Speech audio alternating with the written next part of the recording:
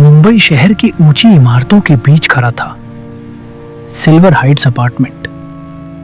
बाहर से देखने पर वो बिल्कुल सामान्य बिल्डिंग लगती थी, लेकिन उसकी 7वीं मंजिल पर एक फ्लैट ऐसा था जिसके बारे में सोसाइटी के लोग धीरे धीरे बात करते थे, खुलकर नहीं।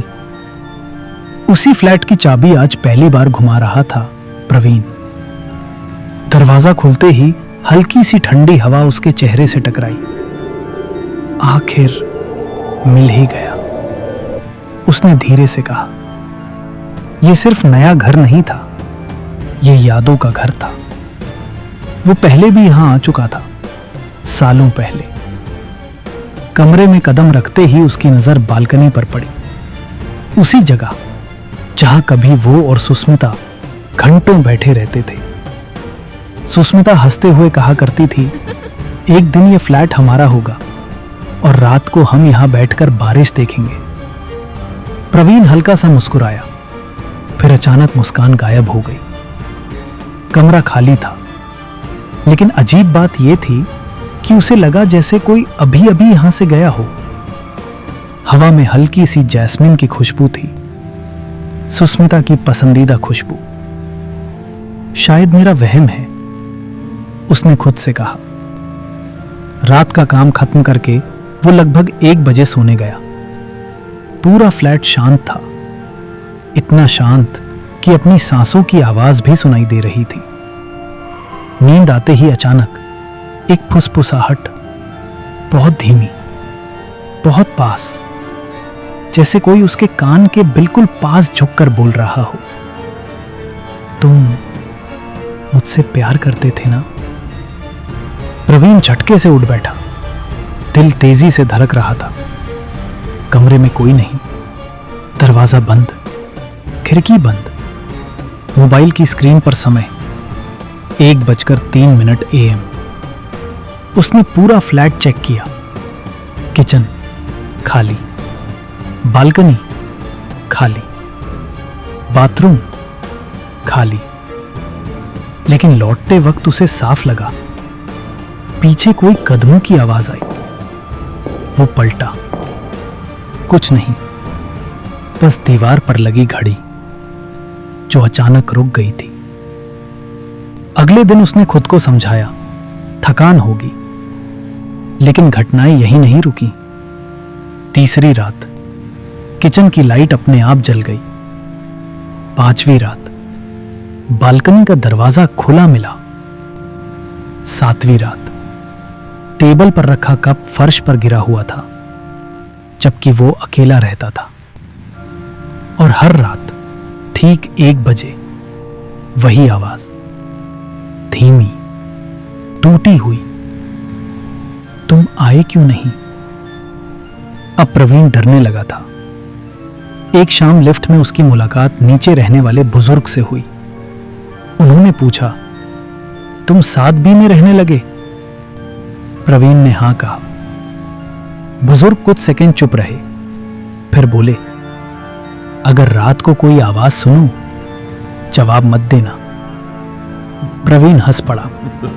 क्यों?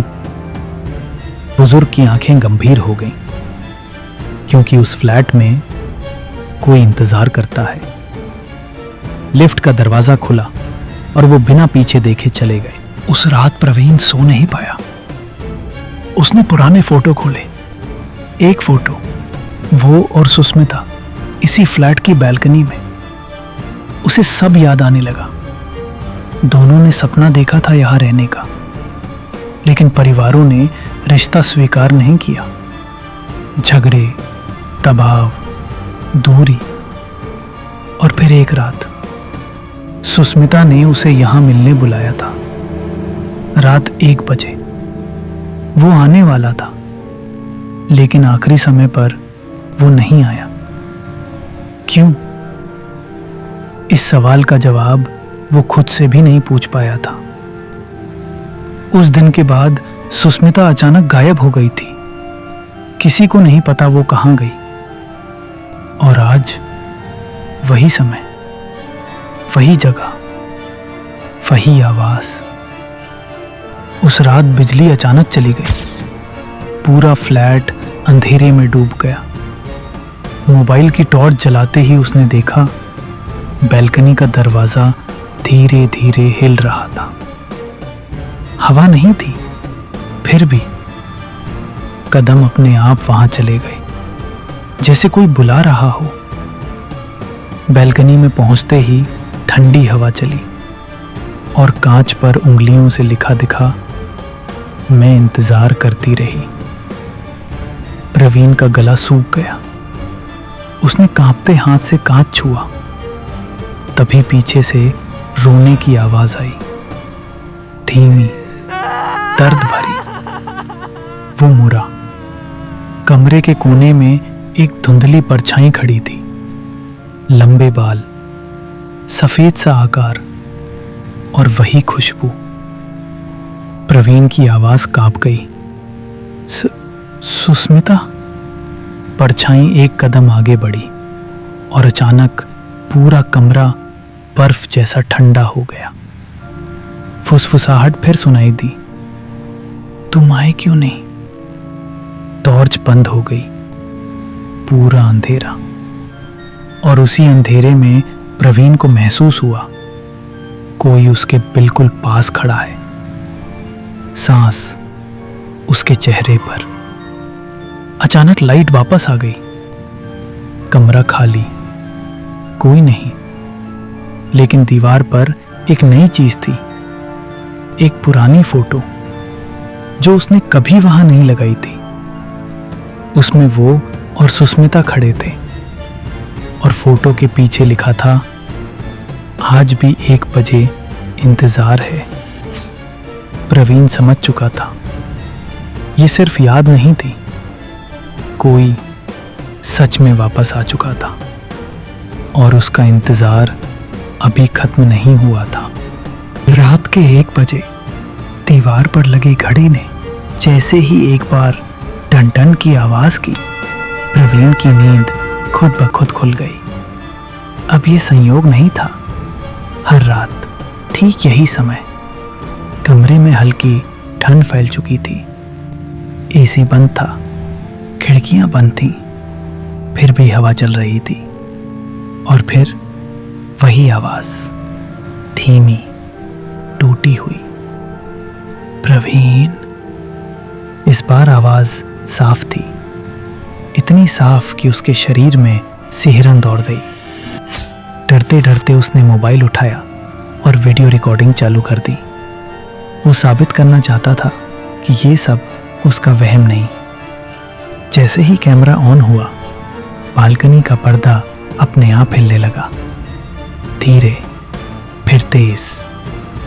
प्रवीण ने कैमरा उधर घुमाया और तभी मोबाइल स्क्रीन पर कुछ दिखा। एक लड़की की धुंधली आकृति, लेकिन जब उसने आंखों से देखा, वहां कुछ नहीं था। स्क्रीन में कोई खड़ा था, असलियत में खाली जगह। उसका हाथ कांपने लगा। आकृति धीरे धीरे कैमरे के करीब आई। चेहरा साफ होने लगा। लंबे बाल, झुका हुआ सिर और आंसुओं जैसी काली लकीरें। प्रवीण का दिल रुक सा गया। सुस्मिता। मोबाइल अचानक बंद हो गया। बैटरी 60% थी। फिर भी अगली सुबह प्रवीण सीधे सोसाइटी ऑफिस पहुंचा। पुराने रिकॉर्ड देखने की जिद करने लगा। गार्ड पहले मना करता रहा, लेकिन आखिरकार एक पुरानी फाइल निकालकर दे दी। फाइल के पन्ने पलटते पलटते उसका हाथ रुक गया। एक रिपोर्ट, तारीख वही रात, सालों पहले। रिपोर्ट में लिखा था, 7 बी फ्लैट की बालकनी में एक लड़की पूरी रात बैठी देखी गई। सुबह फ्लैट खाली मिला। दरवाजा अंदर से बंद था। लड़की का नाम सुस्मिता सेन। प्रवीण के हाथ से फाइल गिर गई। उसके बाद क्या हुआ? उसने कांपती आवाज में पूछा। गार्ड धीरे से बोला, उस रात के बाद किसी ने उसे नहीं देखा। उस दिन प्रवीण जल्दी घर लौट आया। दिल में डर भी था और जवाब जानने की बेचैनी भी। रात 12:55। घड़ी की सेकंड वाली सुई जैसे भारी हो गई थी। 12:59। 1 बजे। पूरे फ्लैट की लाइट एक साथ बंद। अंधेरा।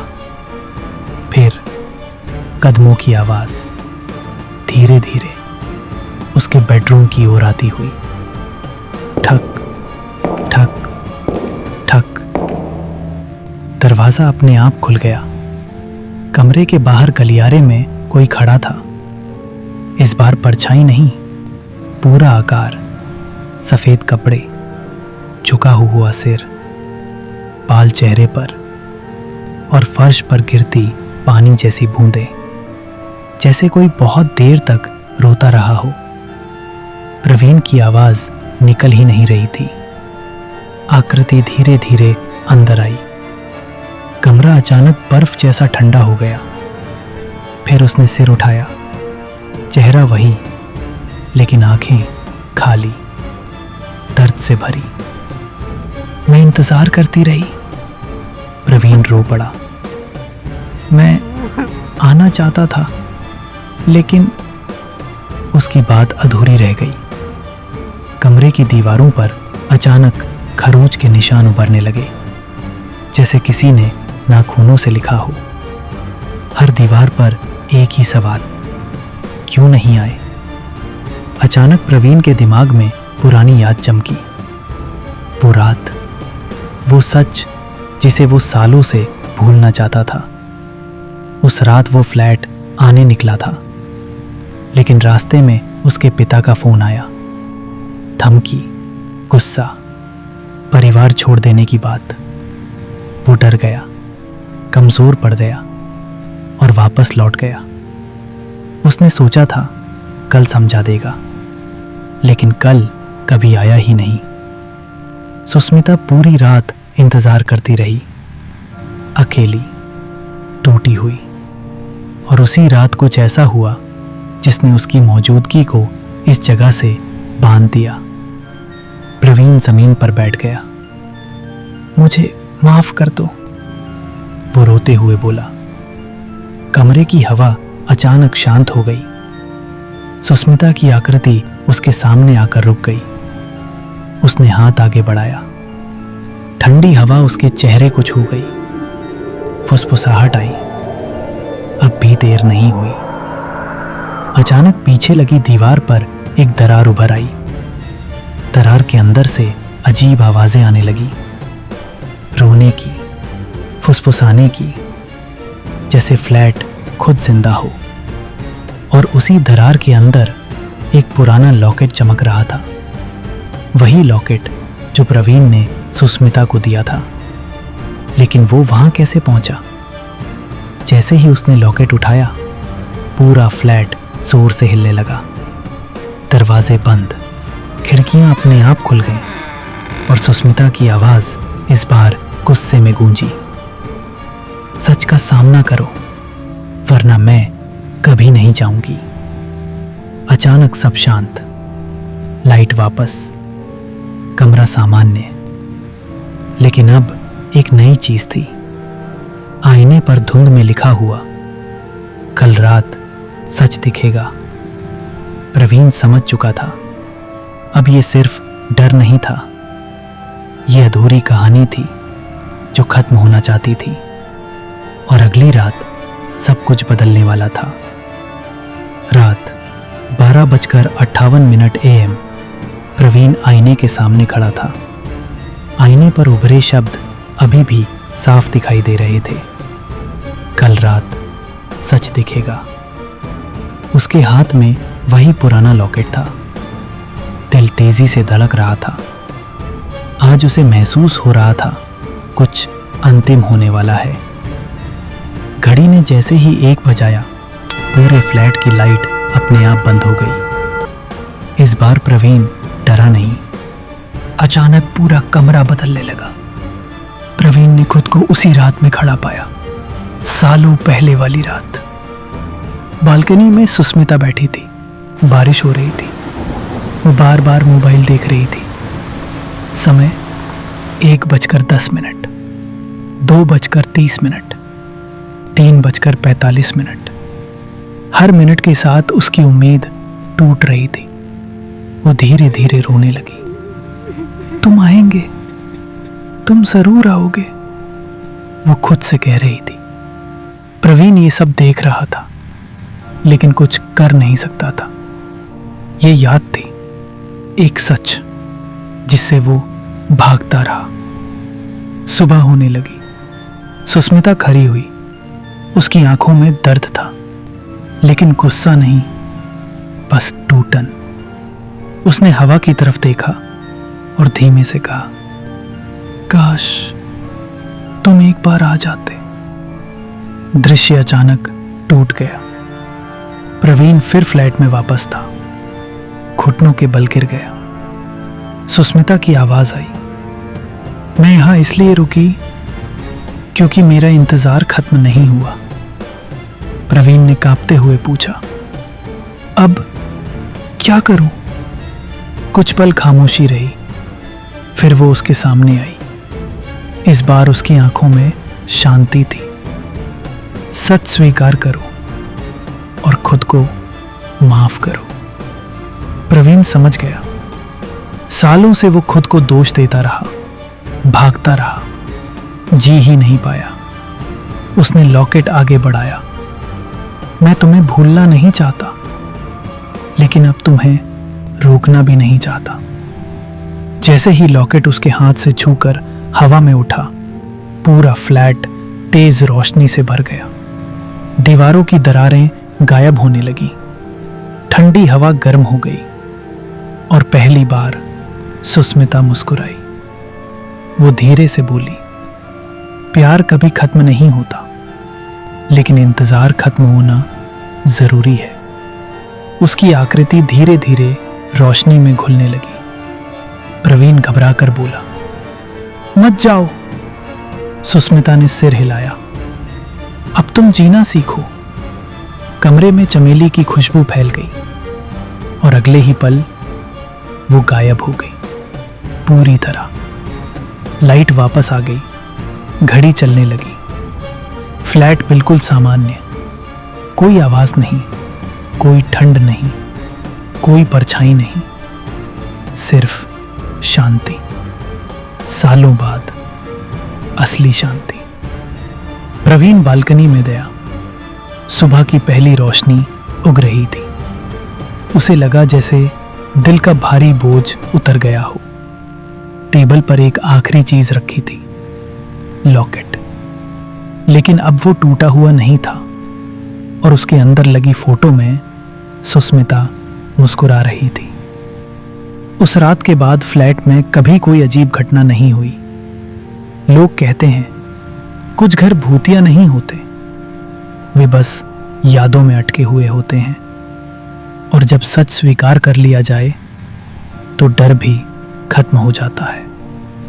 प्रवीण ने उस फ्लैट में रहना जारी रखा, लेकिन अब रात के 1 बजे उसे डर नहीं लगता था, क्योंकि अब वहां कोई इंतजार नहीं कर रहा था।